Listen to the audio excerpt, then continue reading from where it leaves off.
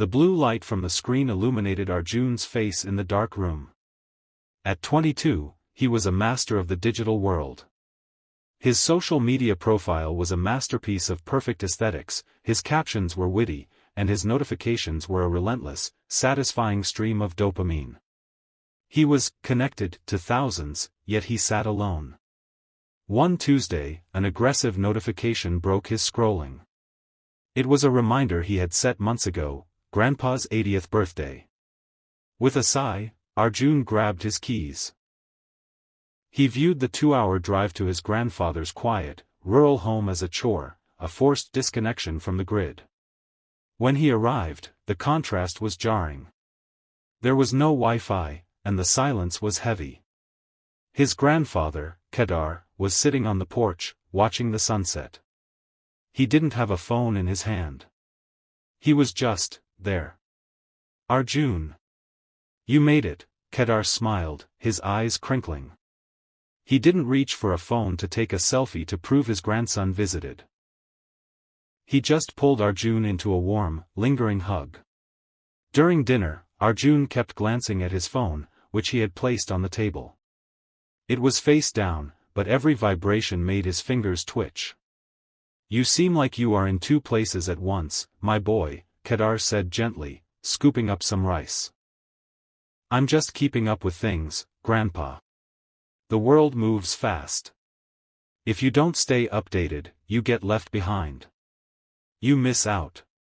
Kedar smiled a small, knowing smile. Come with me. I want to show you something. He led Arjun to the old wooden cupboard in the hallway and took out two objects. One was a beautifully polished, expensive silver mirror. The other was a simple, clear pane of glass from an old window frame. Kedar held up the silver mirror. Look into this. What do you see? Myself, Arjun said, confused. Exactly, Kedar nodded. It is coated with silver.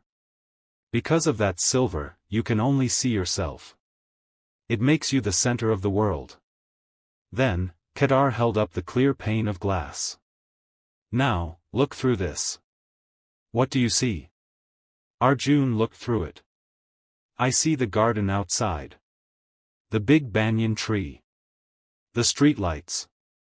This glass is the same material as the mirror, Arjun, Kedar said softly. But it has no silver coating. Because it is bare, it allows you to see past yourself. It lets you see the rest of the world, the people, the nature, the reality. Kedar placed both on the table. Your generation has been given the most magnificent glass in human history, the screen in your pocket. It was meant to be a window to connect you to the whole world. But somewhere along the way, we coated it with the silver of ego, likes, validation, and curation. It stopped being a window and became a mirror. Now, when you look at it, you only see a reflection of who you want to be, and you miss the real, breathing world right in front of you. Arjun looked at his phone lying on the table. For the first time, it didn't look like a lifeline. It looked like a wall. True connection doesn't happen in the comments, Arjun, Kedar said, placing his hand over Arjun's. It happens in the silence between two people, in looking into someone's eyes, and in being fully present.